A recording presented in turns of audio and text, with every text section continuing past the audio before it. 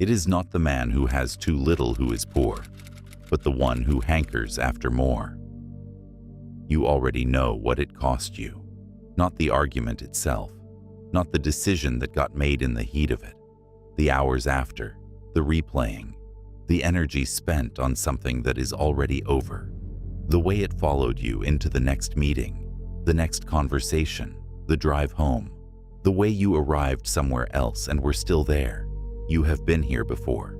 You will recognize the specific weight of a day where something provoked you and you gave it everything you had, where you responded when you should have let it pass, where your reaction became the story instead of your position, your judgment, your work. That cost is real, and the man who has built something real, who has people depending on him, decisions to make that affect others, a reputation that took years to construct, pays that cost differently than someone who has nothing at stake. His reaction does not just affect him. It affects the room, the team, the relationship, the outcome. What you are about to hear is not about controlling your emotions. That framing misses the point entirely, and the Stoics would have rejected it. It is about something more precise, what becomes structurally possible in a man's life when he stops being moved by what the world throws at him, not what he gains in how others see him, what he gains in what he can actually do.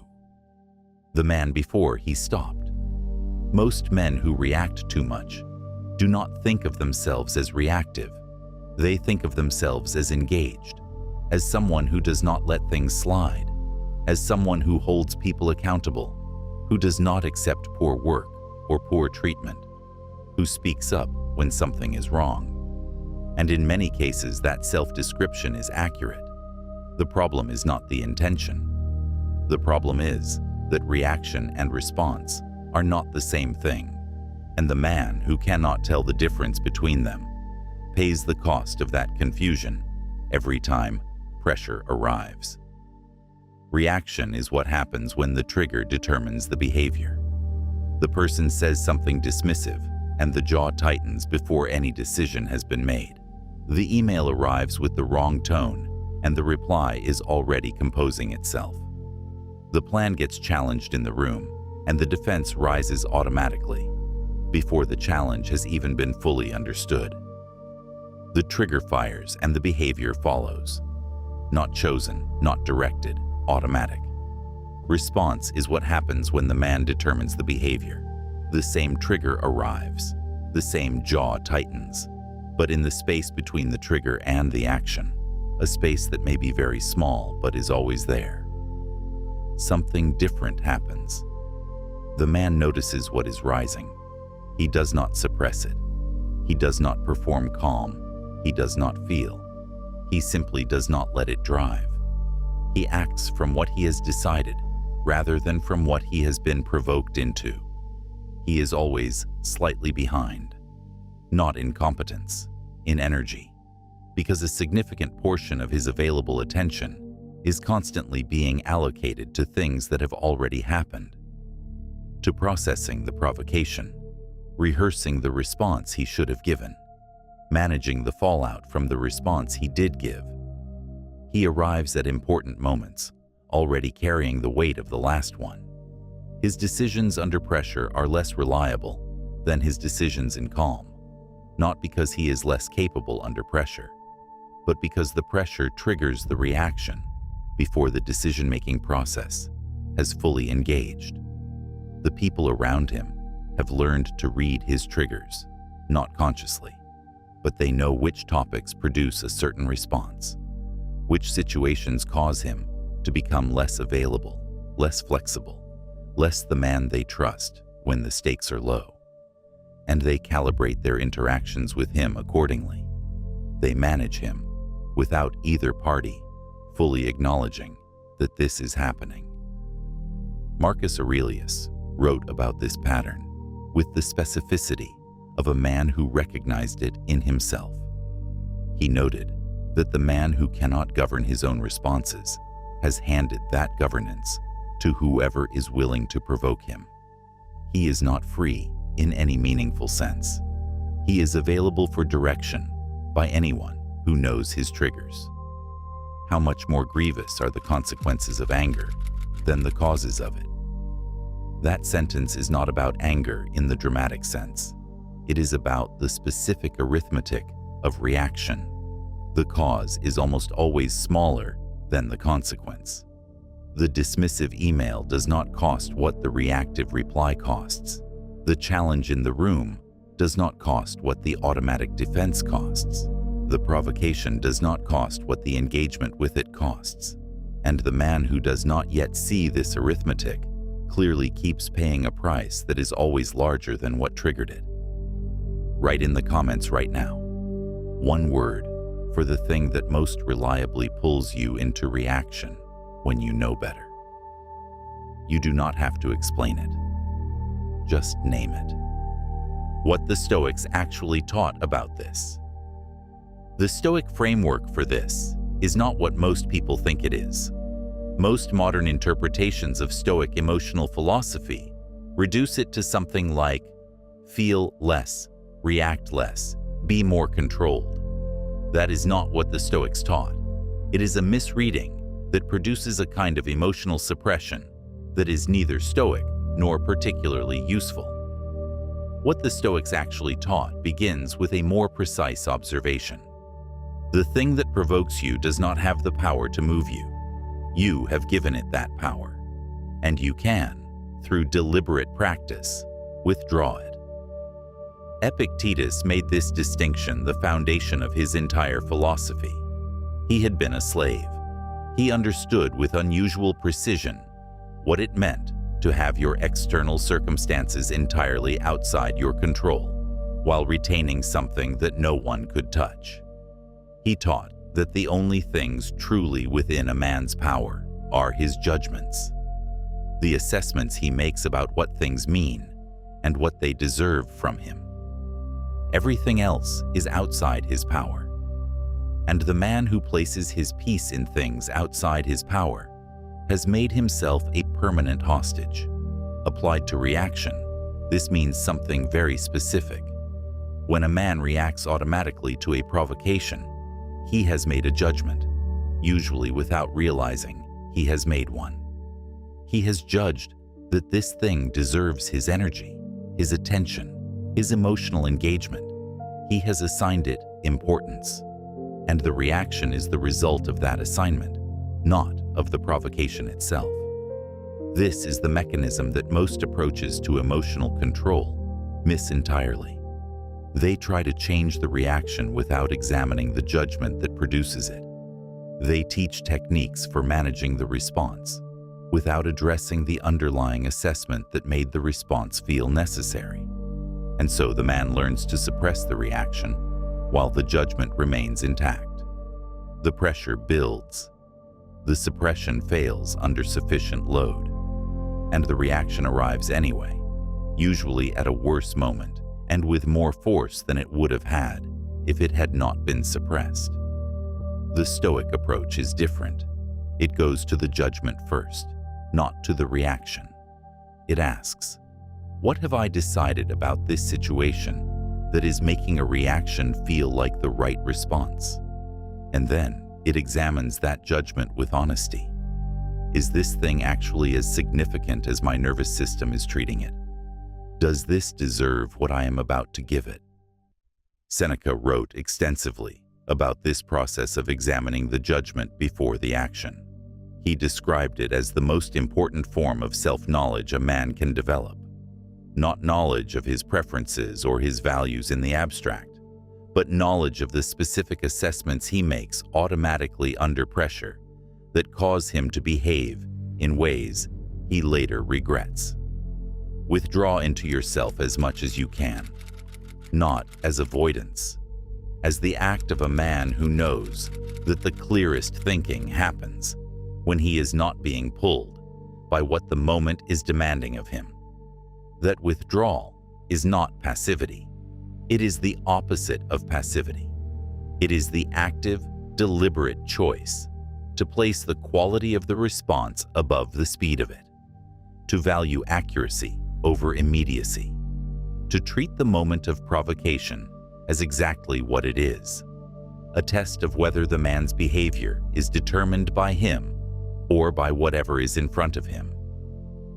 The moment the shift happens, there is a specific moment in the development of this capacity that is worth describing in detail, because the men who have been through it describe it with remarkable consistency.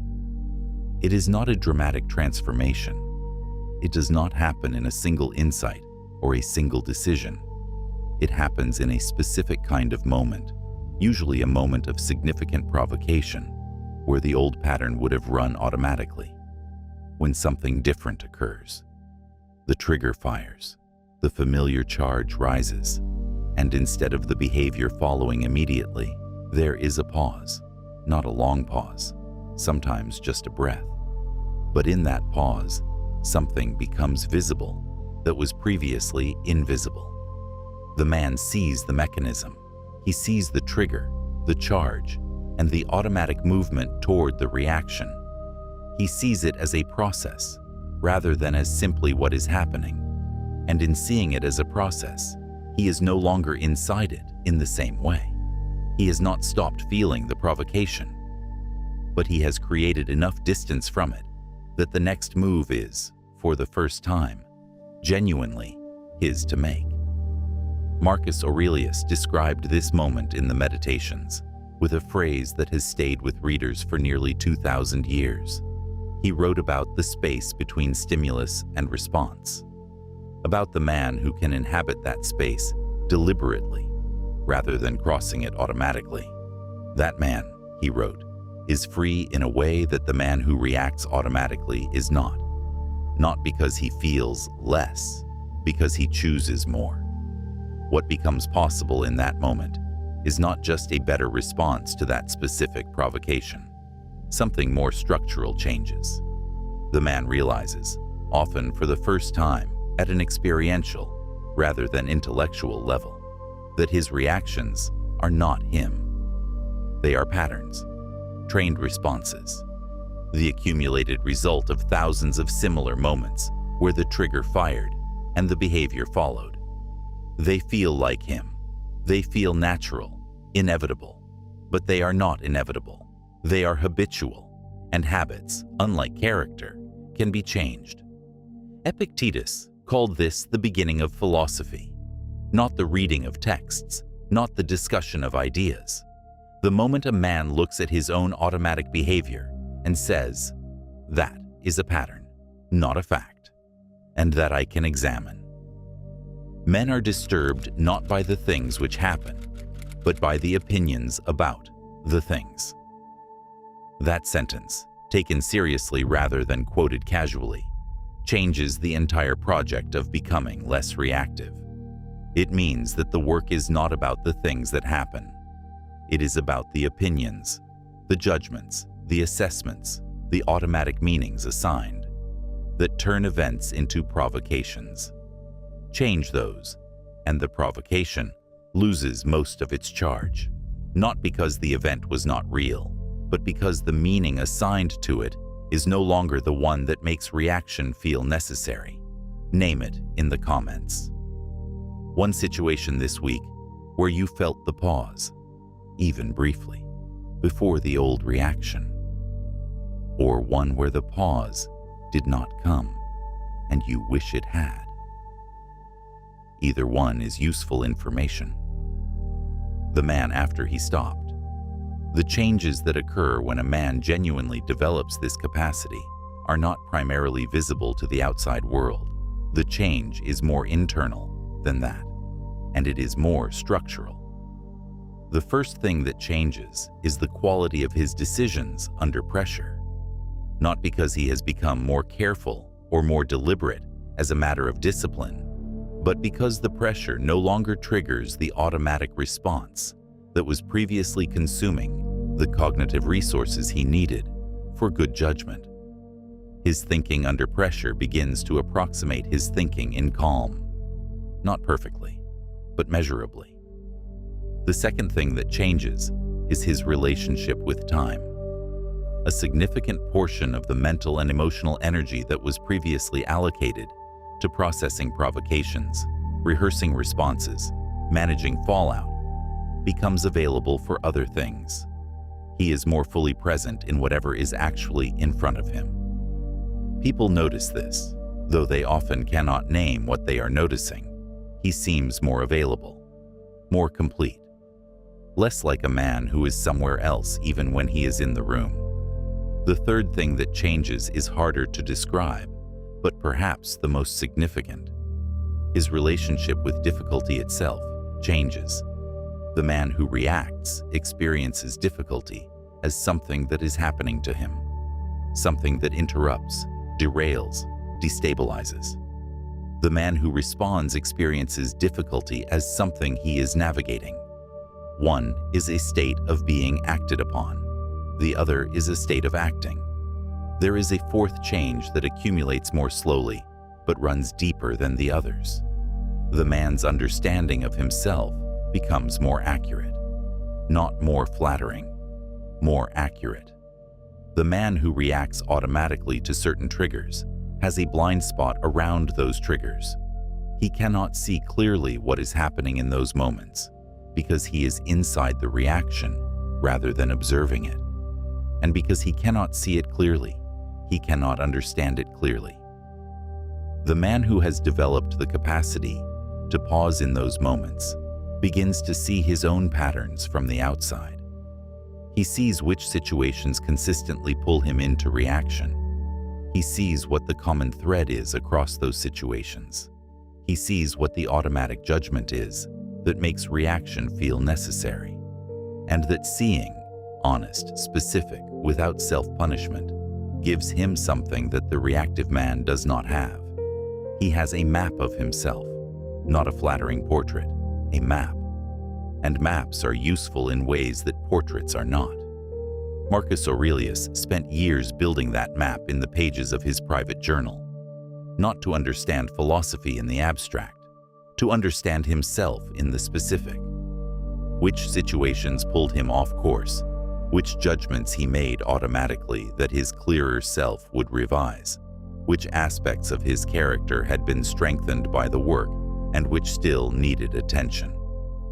The meditations are the product of a man who was actively building equanimity, one honest examination at a time.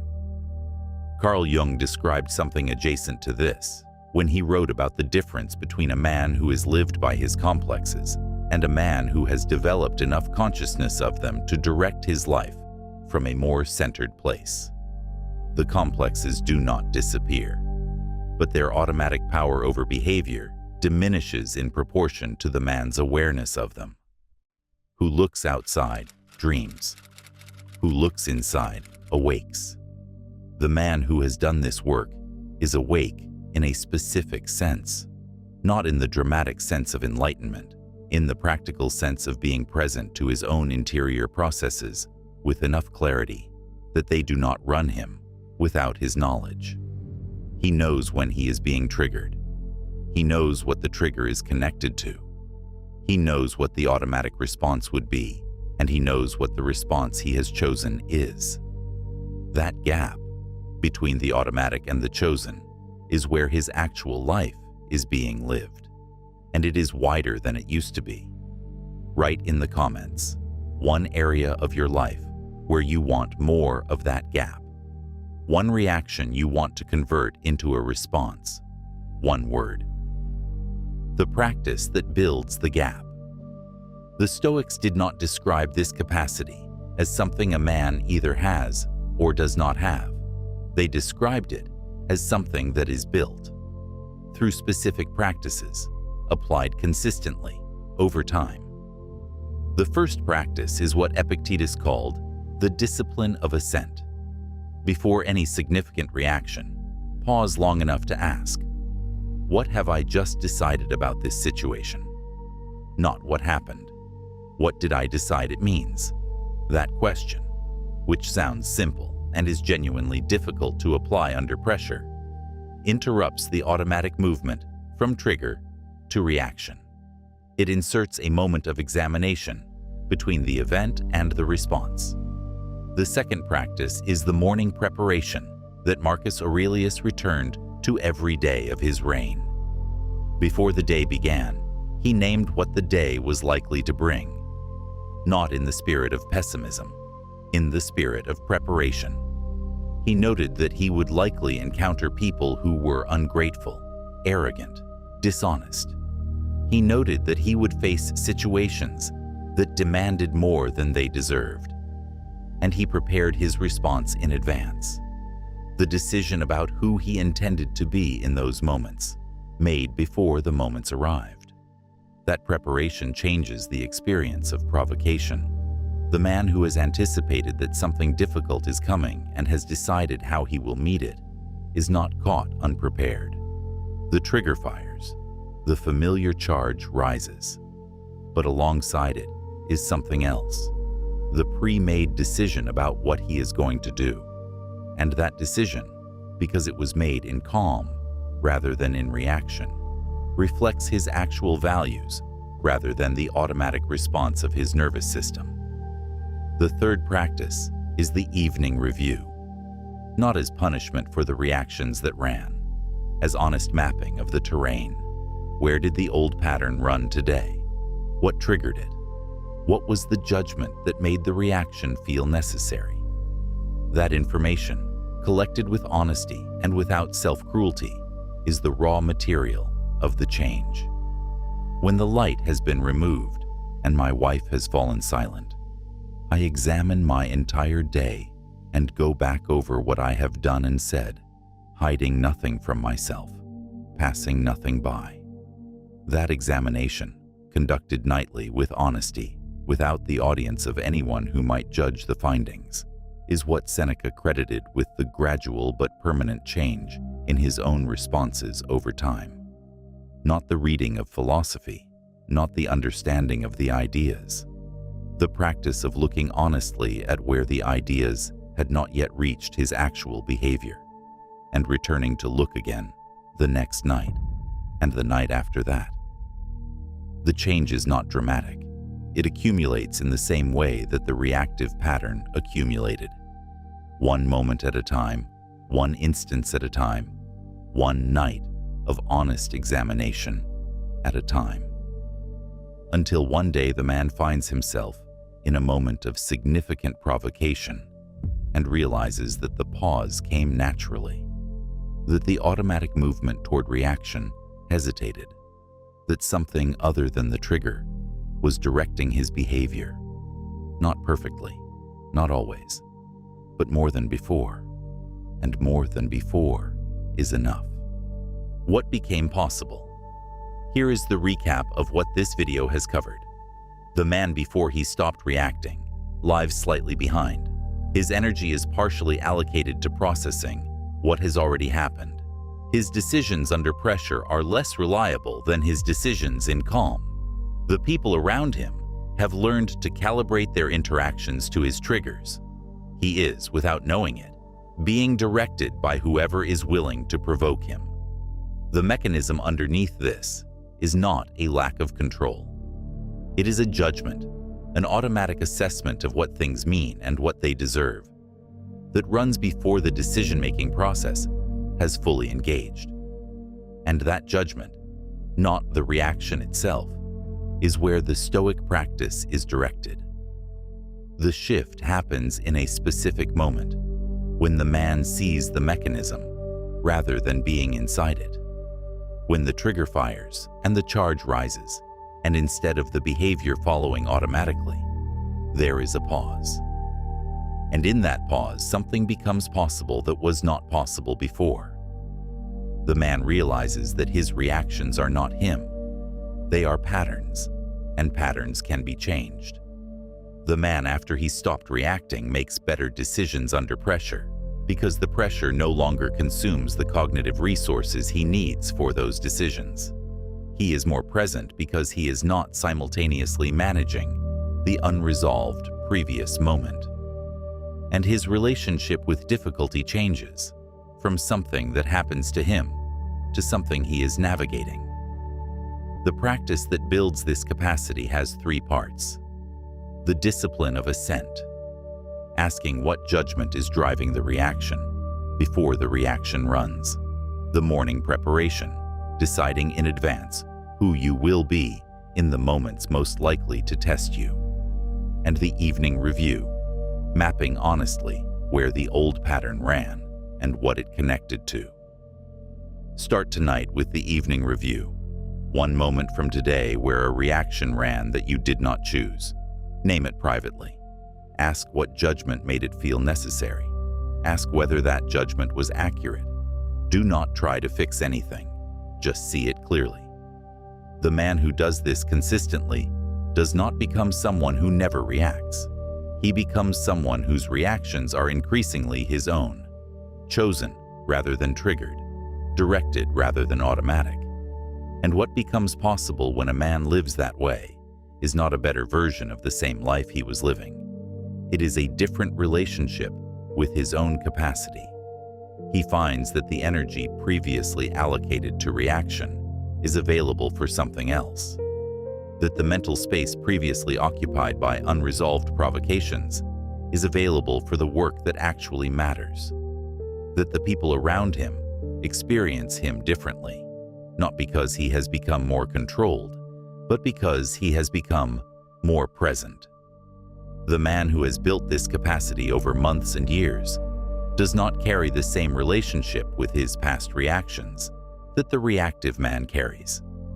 He is not haunted by the things he said in the heat of moments that his clearer self would not have said.